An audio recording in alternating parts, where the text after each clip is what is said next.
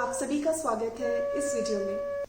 आज की इस वीडियो में जो मैं विषय लेके आई हूँ वो है ऑरा से रिलेटेड, हमारी जो ऑरा है जिसको हम आभा मंडल बोलते हैं उससे रिलेटेड।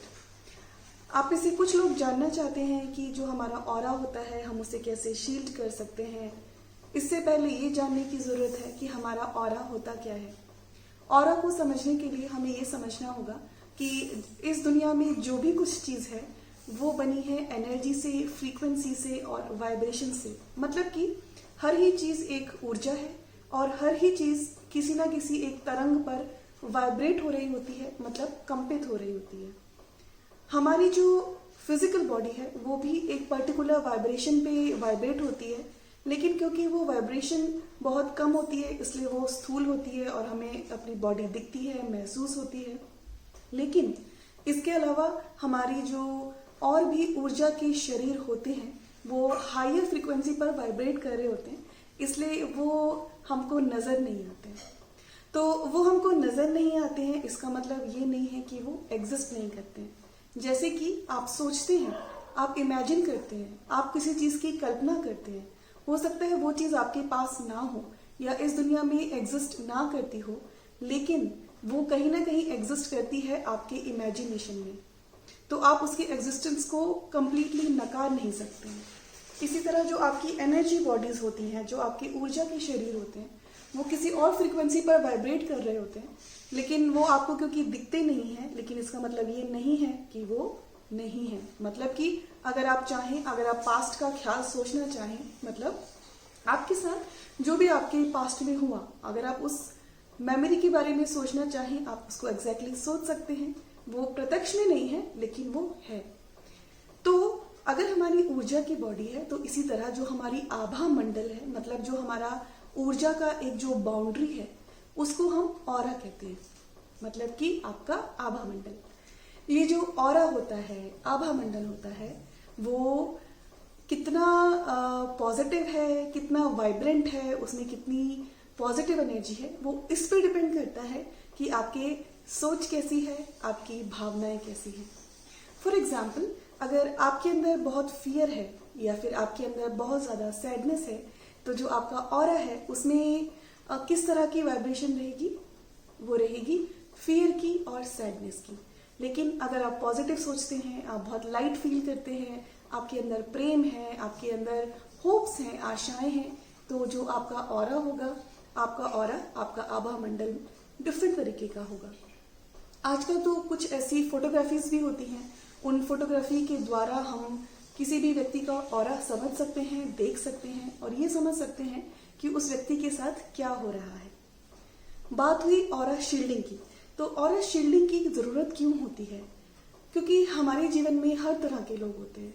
तो कई बार अगर हमारे जीवन में ऐसे लोग हैं जो बहुत डोमिनेटिंग हैं या जिनसे हमें डर लगता है, या हमारा एक्सपीरियंस ऐसा रहा है लाइफ में कि हमें बहुत डोमिनेटिंग लोग मिले या फिर हमें कुछ पनिशमेंट्स मिली हमारे चाइल्डहुड में, तो क्या होगा, हमारे ऑरा में फियर की, सैडनेस की, हेल्पलेसनेस की एनर्जी होगी। क्योंकि हमने ये तो समझा नहीं कि हमारा ऑरा क्या होता है, कैसा होता है, हम इस चीज़ पे ध्यान ही नहीं देते। तो धीरे धीरे क्या होता है, हमारा जो ऑरा होता है वो ऐसे ही लोग, ऐसे ही एनर्जी को अट्रैक्ट करने लगता है। मतलब कि हम हमेशा या तो सैड फील करेंगे, होपलेस फील करेंगे। अगर आपके पास में मान लो कोई पनिशमेंट भी नहीं है, कोई ऐसा एक्सपीरियंस भी नहीं हुआ है, लेकिन जिस तरह की आपकी सोच रहेगी, जिस तरह का इनपुट आप अपने दिमाग को देते हैं, जिस तरह के आप विचार सोचते हैं, वो निर्धारित करेगा कि एक क्षण में, एक पर्टिकुलर मोमेंट में आपका ऑरा कैसा है। आपका aura time to time change भी होता रहता है। मतलब कि जब आप उन लोगों के साथ हैं जो आपके फ्रेंड्स हैं, जिनके साथ आपको बहुत मज़ा आता है, जिनके साथ आप बहुत लाइट फील करते हैं, आपको डर नहीं लगता है, आप प्रेशराइज्ड फील नहीं करते हैं, उस वक्त आपका ऑरा बहुत अच्छे से वाइब्रेट कर रहा होता है और आपका ऑरा हैप्पीनेस की, लव की, कंपैशन की एनर्जी को रेडिएट कर रहा होता है।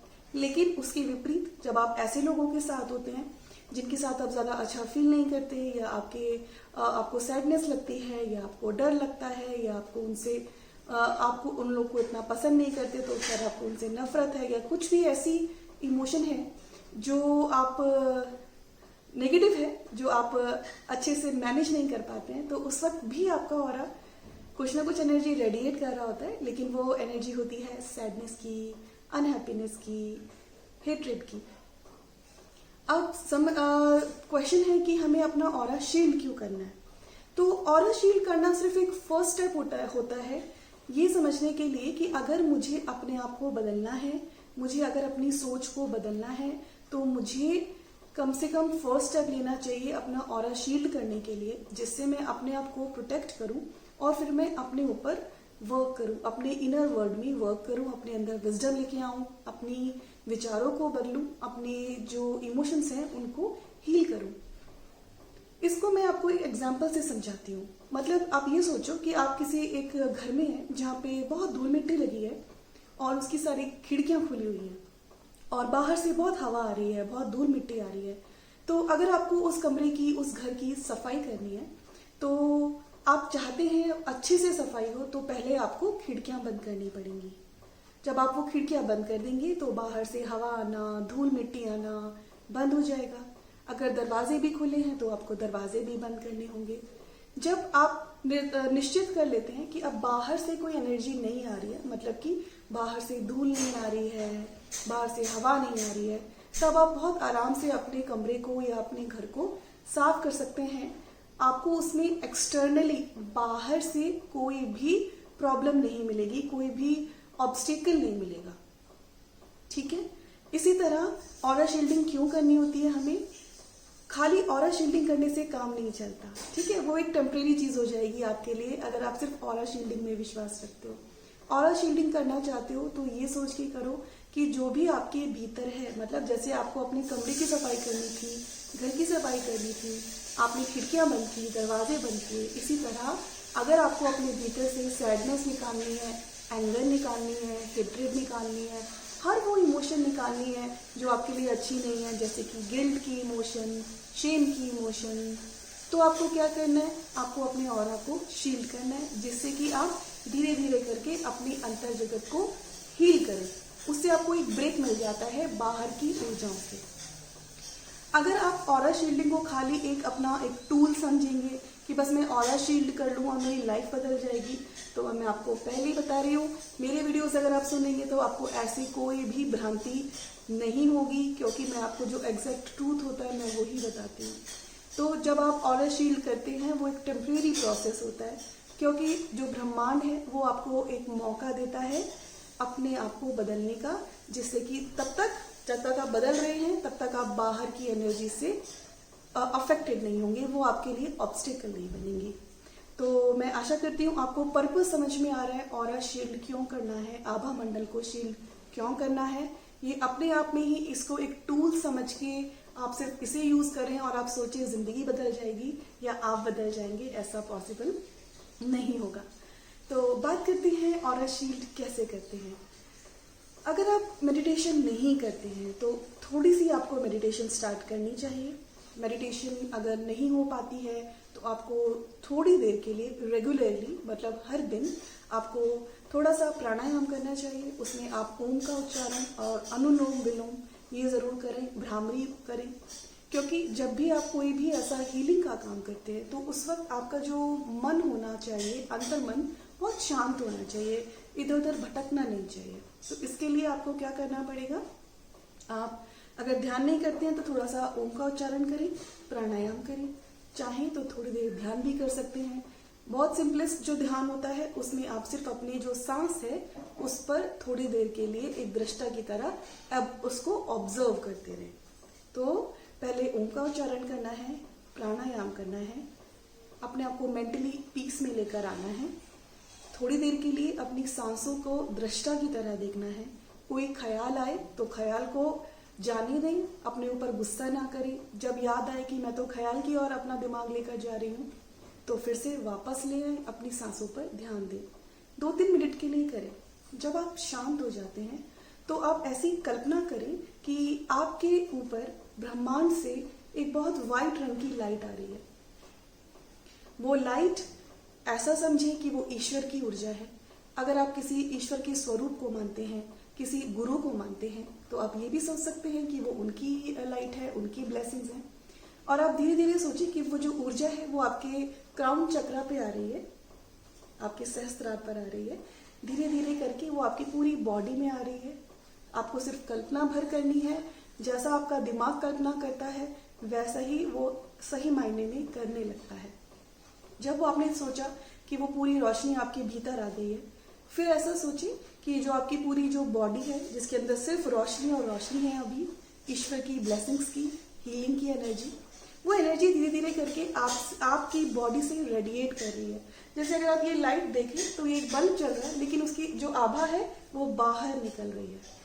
एक जो सूरज होता है, जब वो सूरज को हम देखते हैं तो जो उसकी आभा है वो हर जगह फैल रही है। ऐसे ही आपको सोचना है कि जो आपकी पूरी बॉडी है उसके अंदर जो ये पूरी लाइट आप महसूस कर रहे हैं वो धीरे धीरे करके बाहर निकल रही है और आपके इर्द गिर्द एक ओवल शेप बना रही है या फिर एक सर्कल बना रही है। ऐसा एक सर्कल की जगह मैं स्फेयर बोलना चाहूंगी। स्फेयर मतलब कि एक बॉल की तरह, एक बॉल ऑफ लाइट है व्हाइट कलर की जो आपके चारों ओर आ गई है। और इस बॉल ऑफ लाइट को इमेजिन करते रहें, कल्पना करते रहें 2-3 मिनट, 5 मिनट, जितने देर तक आपको अच्छा लगता है। मन ही मन इंटेंशन करते रहें कि जो ये बॉल ऑफ लाइट है ये आपको हील कर रही है, आपको प्रोटेक्ट कर रही है, आपको शील्ड कर रही है। आप मन ही मन सोचें कि जो ये बॉल ऑफ लाइट है, जो उसकी वॉल्स हैं, मतलब जो उसकी जो दीवार है, जो वो बॉल ऑफ लाइट, वो कोई भी अगर नेगेटिव एनर्जी आपकी तरफ आती है, मतलब कि किसी का गुस्सा, किसी की नाराजगी, किसी की कोई भी ऐसी बात जो आपको अच्छी नहीं लगती, तो ये दीवार, ये जो बॉल ऑफ लाइट है वो इंश्योर करेगी कि आप उससे अफेक्टेड ना हो। ये चीज आपको अपने आप को मन में बतानी भी होगी। आपको अपने आप से कहना होगा कि जो ये बॉल ऑफ लाइट है जो मेरे चारों तरफ है, ये मुझे प्रोटेक्ट कर रही है किसी भी तरह की ऐसी एनर्जी से जो मेरे स्पिरिचुअल इवोल्यूशन के लिए अच्छी नहीं है या जो मेरे लिए अच्छी नहीं है। ये एक्सरसाइज आप दिन में 2 बार कर सकते हैं। जब आप सुबह उठते हैं एक बार आप तब कर लें, एक बार शाम को कर लें, या फिर आप रात को जब सोते हैं उससे पहले भी कर सकते हैं। मिनिमम आपको ये 21 डेज तक करनी चाहिए। जब आप 21 डेज तक करते रहेंगे आपको लगेगा कि आपके अंदर कुछ ना कुछ बदलाव आ रहा है। आप फ्री फील करेंगे, आप लाइट फील करेंगे। जो आपके जीवन में लोग हैं आप उनकी जो एक डोमिनेटिंग एनर्जी है या ड्रेनिंग एनर्जी है, आप उससे अफेक्टेड फील नहीं करेंगे। 21 डेज तो आपको मिनिमम करना ही करना चाहिए, इससे पहले कि आप कोई रिजल्ट देखना चाहें। हम लोग सभी ऊर्जा के बींग्स हैं, हम लोग सब ऊर्जा से ही बने हैं। हमें सिर्फ ये सीखना है कि जो हम ऊर्जा हैं उसको हम सही तरीके से कैसे इस्तेमाल करें। तो ये एक फर्स्ट स्टेप है आपके लिए, जिससे कि आप समझ सकेंगे कि आप अपनी जो खुद की ऊर्जा है कैसे इस्तेमाल करें। 21 डेज के बाद मैं आशा करती हूँ आपको ये आदत पड़ जाएगी कि आप धीरे धीरे करते रोज ही अपनी इसको आदत बना लें अपने ऑरा को शील्ड करने की। लेकिन जर्नी यहाँ खत्म नहीं होती है, जर्नी यहाँ शुरू होती है। मतलब कि जब आपने समझ लिया आप एक ऊर्जा हैं, आप एक ऊर्जा को इन्वोक कर सकते हैं जो आपको हेल्प कर सकती है, तो आपको ये भी सीखना चाहिए कि आप अपने आप को बदल सकते हैं। ऑरा शील्डिंग एक मौका है आपके लिए, एक ईश्वर ने टूल दिया है जिससे कि आप अपने आप को कुछ समय के लिए प्रोटेक्ट कर सकते हैं। जैसे कि हम घर की सफाई करते वक्त खिड़की दरवाजे बंद करते हैं जिससे बाहर से धूल ना आए, हवा ना आए और हम आराम से सफाई कर सकें। तो जब आप ऑरा शील्डिंग करें तो आप अपने आप से ये भी पूछें, मैं अपने इमोशंस को कैसे हील करूं, मैं अपने विचारों को कैसे हील करूं, मैं अपने अंतर जगत को कैसे हील करूं। जब आप सही मायने में अपने अंतर जगत को हील करना चाहेंगे, आपको ये जो ब्रह्मांड है वो आपको रास्ते दिखाएगा। जब आप सही मायने में अपने अंदर ज्ञान लेकर आना चाहें तो ये रास्ता, ये जो ब्रह्मांड है वो आपको रास्ता भी दिखाएगा।